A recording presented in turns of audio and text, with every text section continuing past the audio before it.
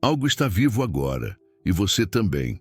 Mas poucos percebem o quão frágil é essa linha invisível que separa a matéria comum de algo que respira, reage, se adapta e insiste em continuar existindo. E se você quer entender o que realmente define a vida, acompanhe até o final, porque a resposta muda a forma como você enxerga o mundo. Vida não é apenas movimento, não é crescer, não é pensar, nem sentir, pois fogo se move, cristais crescem, máquinas respondem, e ainda assim nada disso está vivo. O que torna algo vivo começa em um limite preciso, uma fronteira microscópica, onde a matéria deixa de obedecer apenas às leis passivas da física e passa a lutar ativamente contra o colapso. Todo ser vivo existe em desequilíbrio controlado, mantendo ordem interna, enquanto o universo insiste em espalhar o caos, gastando energia apenas para continuar sendo o que é. Isso significa que viver é resistir. Resistir à entropia, resistir à desorganização, resistir ao destino natural de toda coisa inanimada. Desde a célula mais simples até o cérebro humano, a vida se define por sistemas que detectam o ambiente, respondem a ele e se reorganizam constantemente. Nada vivo permanece igual, porque permanecer igual é morrer lentamente. Por isso, logo no início, eu te convido a seguir este canal, porque cada vídeo aqui revela camadas invisíveis da realidade que você já habita sem perceber.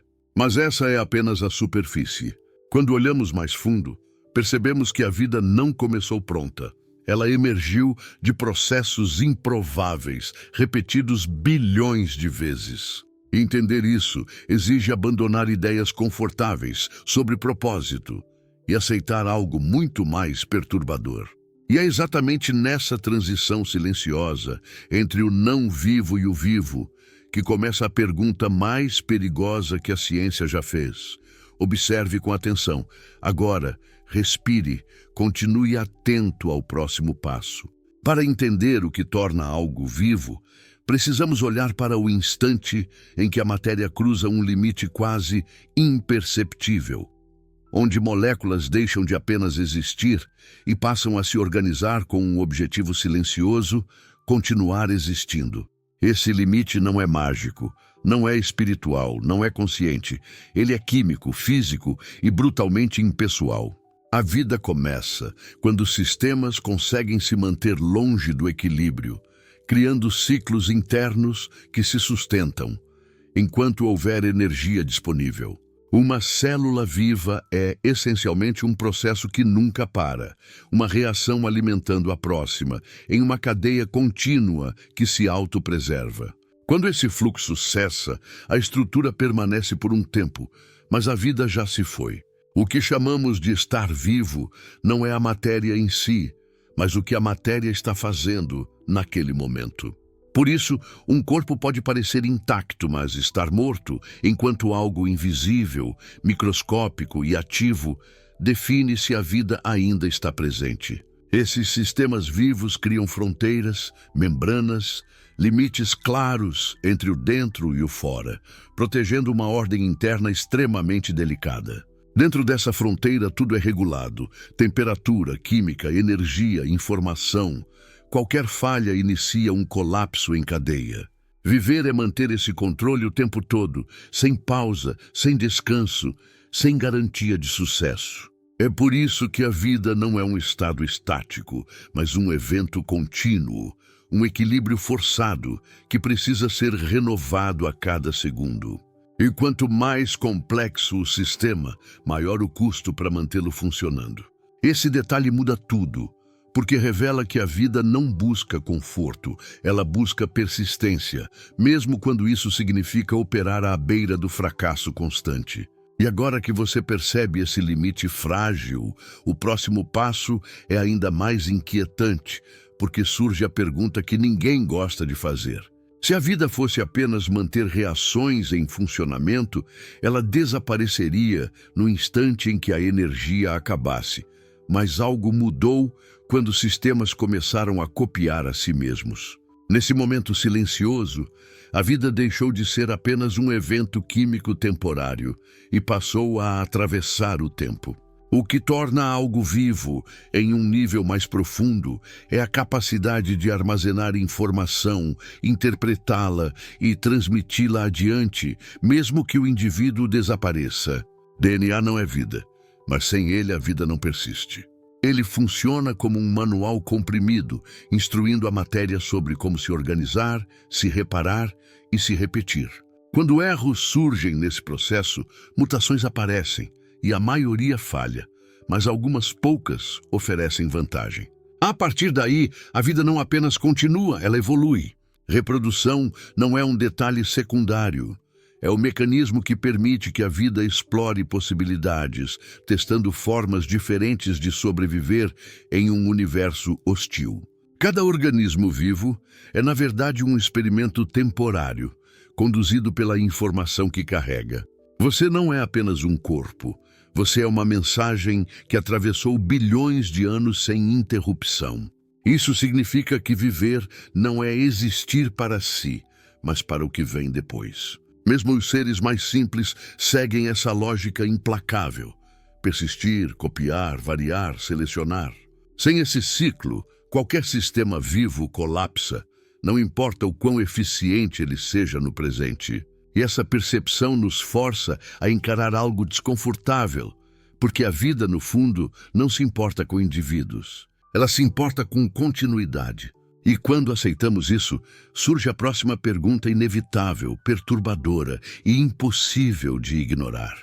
Quando entendemos que a vida se sustenta por processos, informação e reprodução, uma ideia confortável começa a ruir, a de que a vida existe por um propósito maior.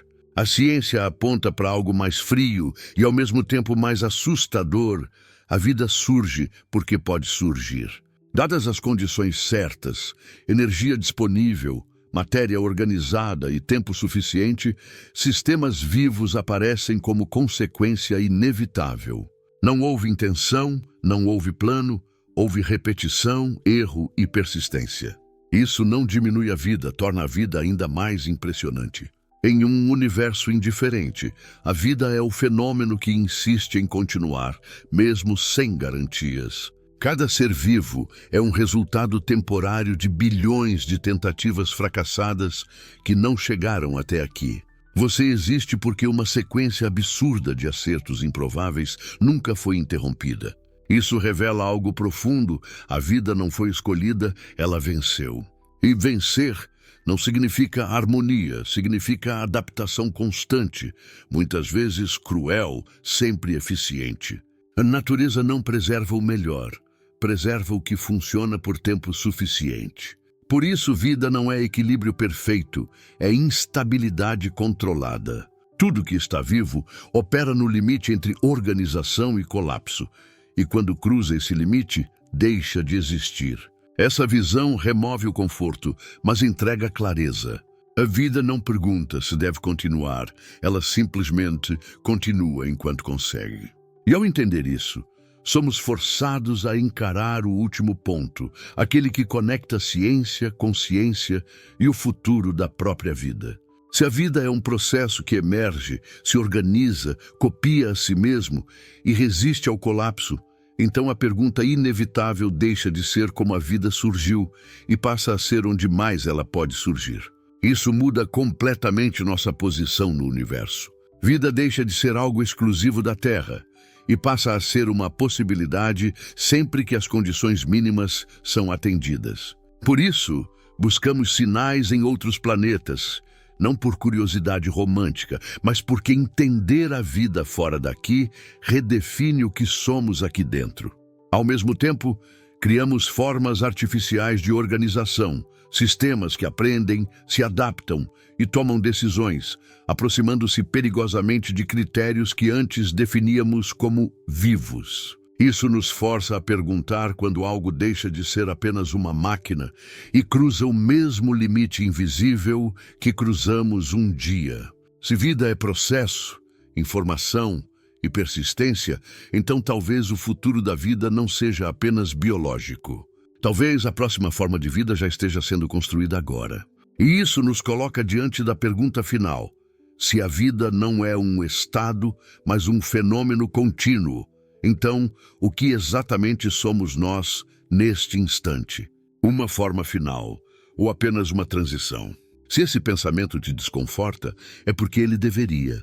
E se você quer continuar explorando essas fronteiras invisíveis entre ciência, existência e realidade, permaneça neste canal, porque cada vídeo aqui é uma nova fissura aberta no que você achava que era sólido. A vida continua enquanto resiste, e entender isso talvez seja o primeiro passo para decidir o que faremos com ela.